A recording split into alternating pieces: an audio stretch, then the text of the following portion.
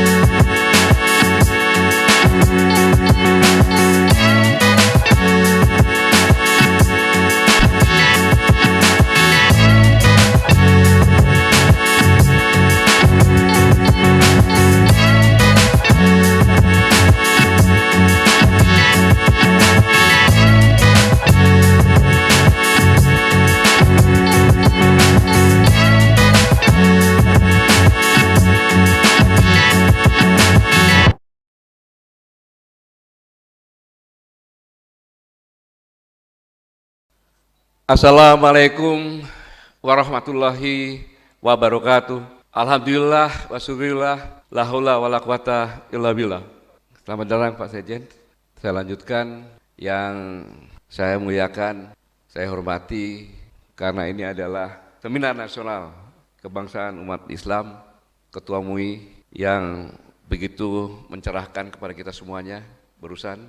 Yang saya hormati, saya banggakan, saya muliakan Bapak Gubernur, Bapak Wakil Gubernur, Pak Sekjen, dan Danan Tamal, Forum Komunikasi Pimpinan di Daerah atau yang wakili semuanya, Pak Kapolda. Sebenarnya saya ingin ketemu dengan Pak Kapolda. Beliau adalah angkatan 92 yang menerima Andi Makayasa. Jadi Andi Makayasa itu di dalam pendidikan yang fisiknya terbaik, intelektualnya terbaik, mentalnya terbaik. Itulah kehebatan Polri menempatkan Kapoldanya, orang yang mentalnya terbaik di pendidikan. Pak Danrem tidak bisa hadir karena menjelang serah terima, Kasremnya sedang di Medan yang mewakili. Wabil khusus para Buya, Mas Said, Pak Ustadz yang jauh-jauh dari Riau, dari Jambi, dari Bengkulu, luar biasa ada di sini. Dan seluruh hadirin sekalian, khususnya Ninik Mama, ulama, kaum cerdik pandai, dan Bunda Kanduang, serta tentunya Dusana Kasadonnya. Saya di sini terus terang, Buya, agak gugup. Lihat aja gagah tuh lutut tuh gemeter gitu. Tadinya saya terima kasih Pak Wagub, saya diundang ke sini. Tadinya saya akan berangkat hanya berapa orang, tetapi saya tahu maka saya bawa pasukan, beberapa profesor, doktor, baik putra maupun putri. Itu ada Profesor Ugus Nul dari UI. Kemudian wanita internasional. Bukan, maksudnya apa? Yang dosen di Turki, Profesor Nur Hayati, ahli Komnas HAM ada di sini. Kemudian saya membawa intel saya, Pak Bosat sini, ahli IT. Termasuk juga saya harus dikawal oleh 3 mantan narapidana, pejuang-pejuang. Mereka saya katakan tidak malu, karena mereka semuanya, saudara-saudara saya di pemberani ini adalah narapidana politik, seperti Bung Hatta, narapidana politik. Itu sekolah, dan mereka tidak mau dikasihani, Justru mengatakan kepada saya, penjara saya ini indah, anak istri saya masih bisa sekolah, anak-anaknya masih bisa makan, tetapi saudara-saudara saya yang di luar, yang seolah tidak di penjara, tapi dia sama tidak bisa apa-apa, tidak bisa makan dengan anak istrinya, rakyat yang kecil. Itulah yang mereka perjuangkan, luar biasa. Semuanya dipimpin oleh tokoh kita Pak Bahtiar, Pak Ketua. Saya kalau di samping Ibu harus panggil ketua sama beliau.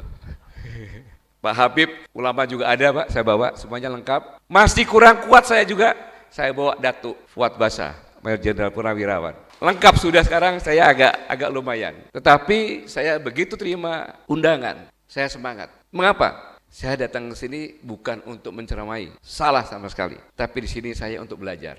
Karena semua tokoh-tokoh bangsa ada di sini. Mulai dari kiri, Tan Malaka, Aidit, daerah Ranah Minang. Kalau proklamator, Bung Hatta dan segalanya, enggak. Kanan juga ada di sini, jadi lengkap. Maka di sini adalah tempat saya belajar. Barusan saya mendapat pelajaran yang sangat luar biasa.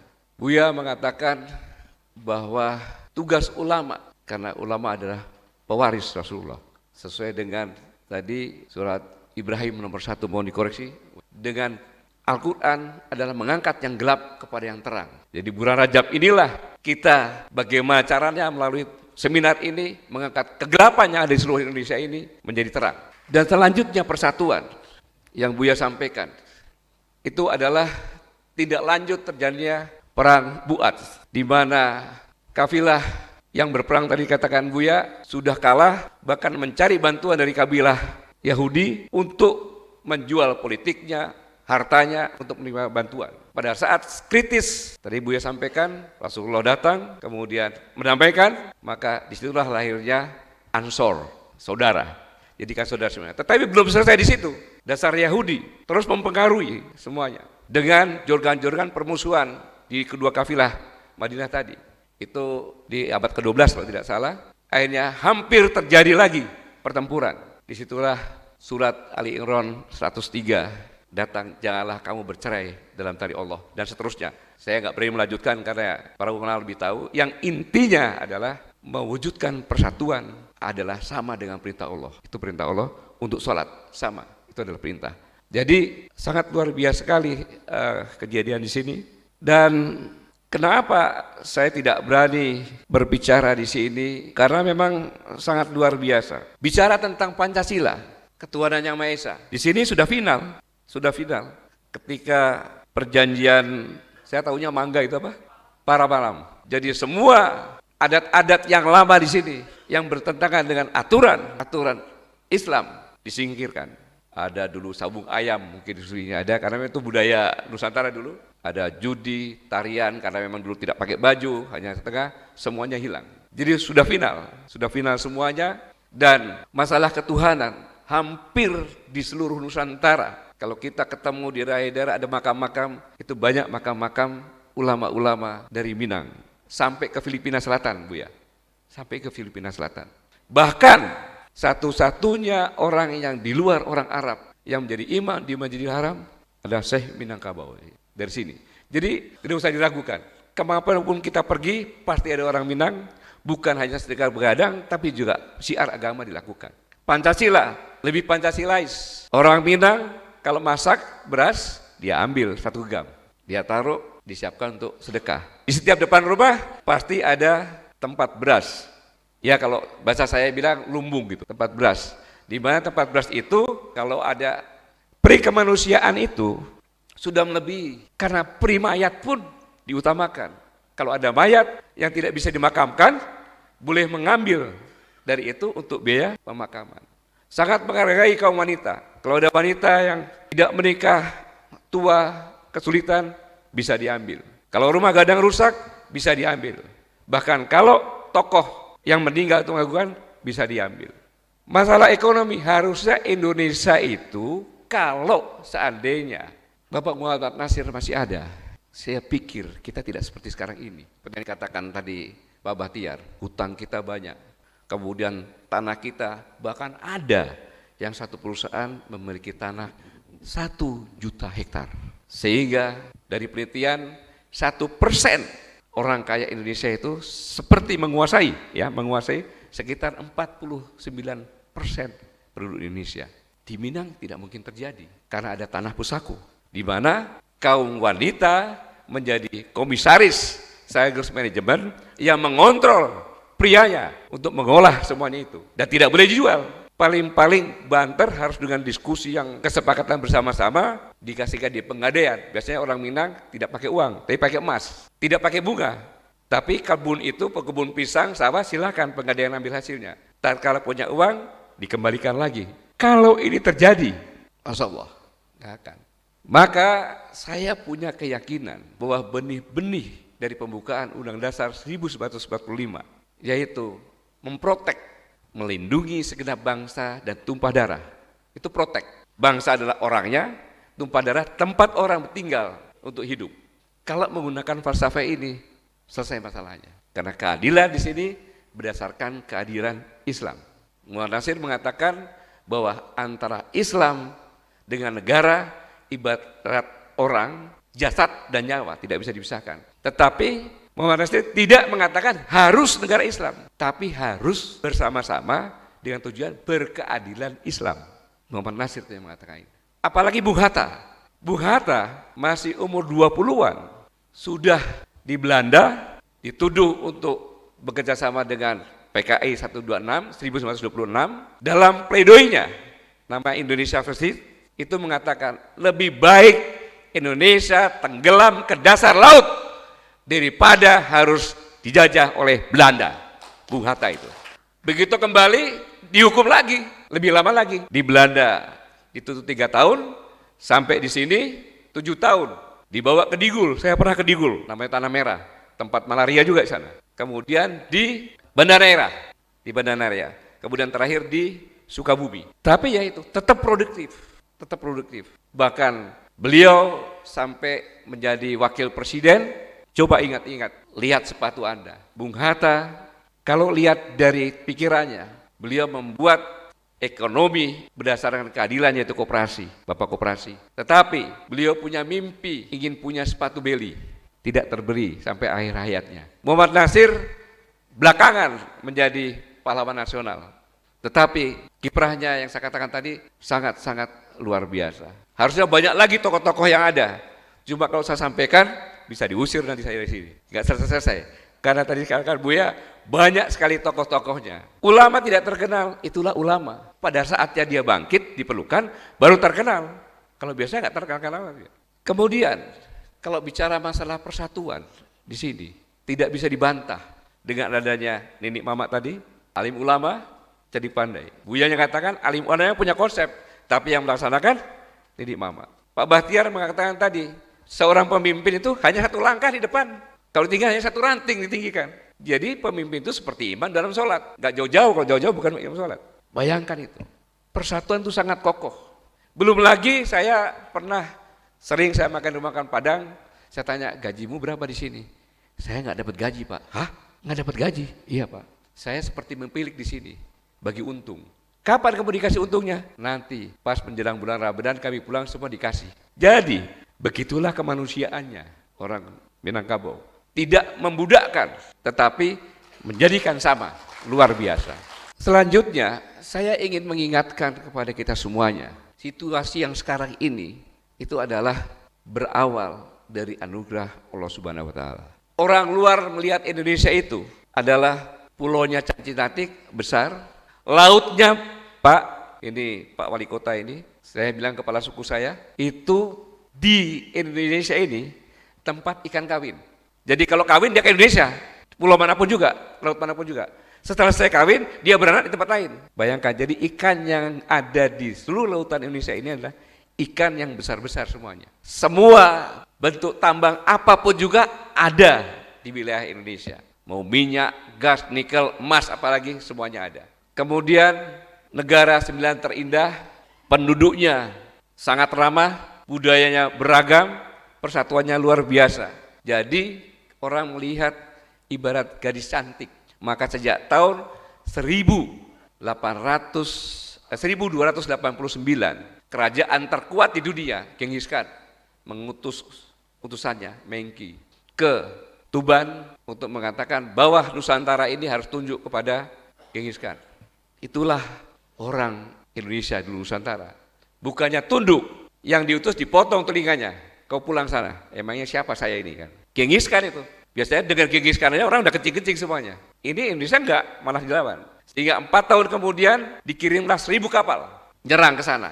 Pada saat perjalanan Genghis Khan udah meninggal, mati, tapi dipukul mundur oleh Raden Wijaya. Jadi sejak 800 tahun yang lalu Indonesia itu sudah incer. Maka penjajahan terus berjalan-jalan itu. Siapa yang memotivasi, siapa yang memerdekakan? Lihat, tahun 1902 itu lahirlah Syarikat Dagang Islam dengan tujuan melindungi pedagang-pedagang Indonesia atau Indonesia Nusantara ini yang kalah karena kolonial merangkul China.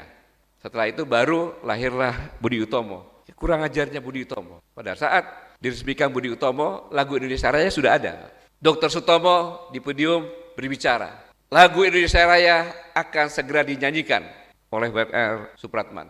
Hadirin semua dimohon berdiri. Yang tidak berdiri adalah kerbau. Padahal ada orang-orang Belanda, terpaksa orang-orang Belanda berdiri. Takut kalau tidak berdiri di kerbau. Itulah hebatnya pemuda Indonesia. Setelah itu baru berubahlah dengan tahun yang sama lahirlah Syarikat Islam. Bukan saja dagang tapi juga ke arah politik. Bersamaan itu lahirlah Muhammadiyah. Dan semuanya itu yang membentuk Muhammadiyah, yang membentuk Nahdlatul Ulama, Muhammad Nasir juga. Sekolahnya sama-sama dengan orang Minang yang ada di Mekah juga. Sebenarnya Muhammadiyah itu ditugaskan. Namanya Darwis itu anaknya mengelola masjid di Kesultanan. Istrinya, ibunya juga seorang yang hafiz saya dengar. Karena dia takwa pintar di sekolahlah sama Sri Sultan Hamengkubuwono VIII ke Mekah.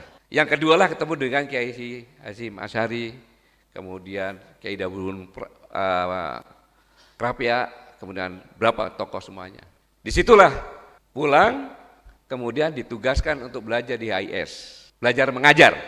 Setelah itu pulang namamu kok Darwis, seperti Belanda, maka dirubahlah namanya.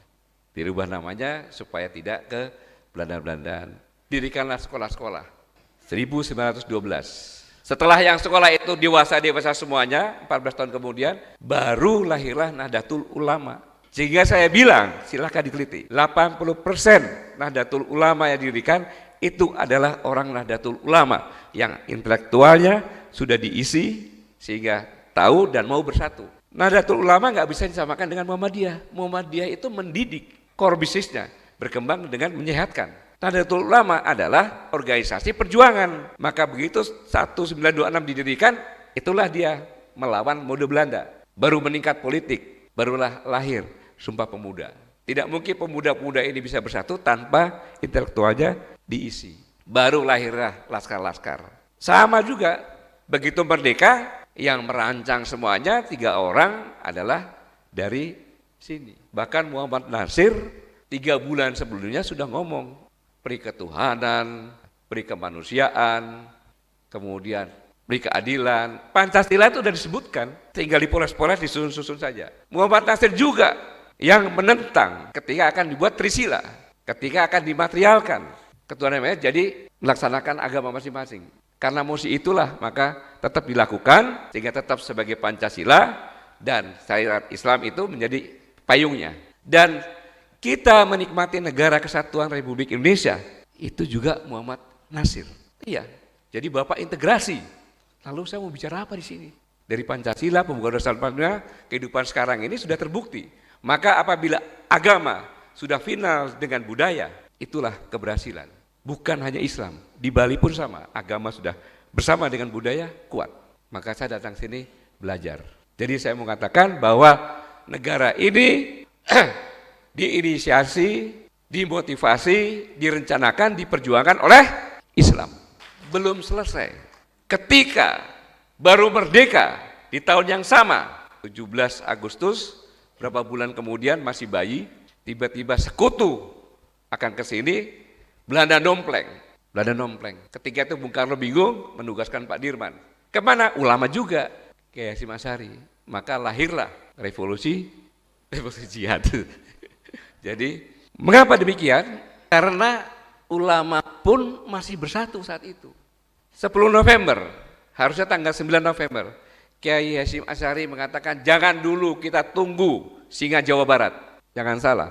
Serangan 10 November di Surabaya yang memimpin adalah Kiai Abbas dari pesantren Buntet Cirebon. Itulah persatunya umat, menggunakan falsafah ini. Belanda boleh punya benteng besi, ya senjata besi, kan gitu. Tapi kita punya benteng agama dan budaya. Falsafah itu diadopsi mungkin di sana. Nggak usah takut dengan pesawat, nggak usah takut dengan senjata, karena kita punya Allah. Maka pada saat 10 November, 2 jenderal sekutu. Belum ada dalam sejarah seperti itu.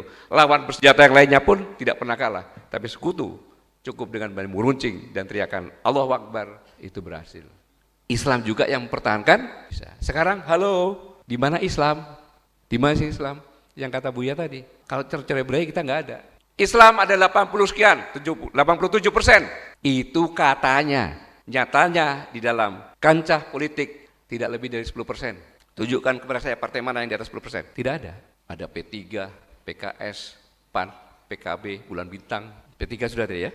Tidak lebih 10% masing-masing. Tetapi tidak bersatu. Iya, kekuatannya dihargai oleh pemerintahan di sini. Iya, cuma 10%. Ya akhirnya Islam bukan sebagai tuan rumah. Makanya Buya sampaikan, kita harus bersatu. Karena bersatunya para ulama itu merupakan kekuatan. Saya ulangi, kalau ulama sudah bersatu dan umat patuh kepada ulamanya, dan itu keharusan, karena ulama adalah pewaris Rasulullah, dan ulama disejajarkan oleh Allah dengan malaikat. Jadi kalau ingin selamat para umat, ya harus patuh pada ulama. Saya pikir saya hanya ini saja yang saya sampaikan tadi, aja ulasan mengapa saya ke sini, saya belajar, yang saya dapat belajar tadi itu semuanya. Bahwa bangsa ini apabila mengikuti apa yang dilakukan di ranah Minang ini, insya Allah tanah kita tidak ada yang lepas. Kemudian manusia kita, ya, kesenjangan sosial yang terjadi sekarang ini adalah kesenjangan dari apa yang diharapkan oleh pendiri bangsa ini dengan kondisi yang ada sekarang ini. Hanya dengan persatuan ulama dan persatuan umat kita bisa bangkit. Semoga Allah Subhanahu wa Ta'ala selalu membimbing kita semuanya, memberi petunjuk, kekuatan, semangat, dan mujizat untuk bersatu dan mengangkat yang gelap menjadi terang. Terima kasih. Wassalamualaikum warahmatullahi wabarakatuh.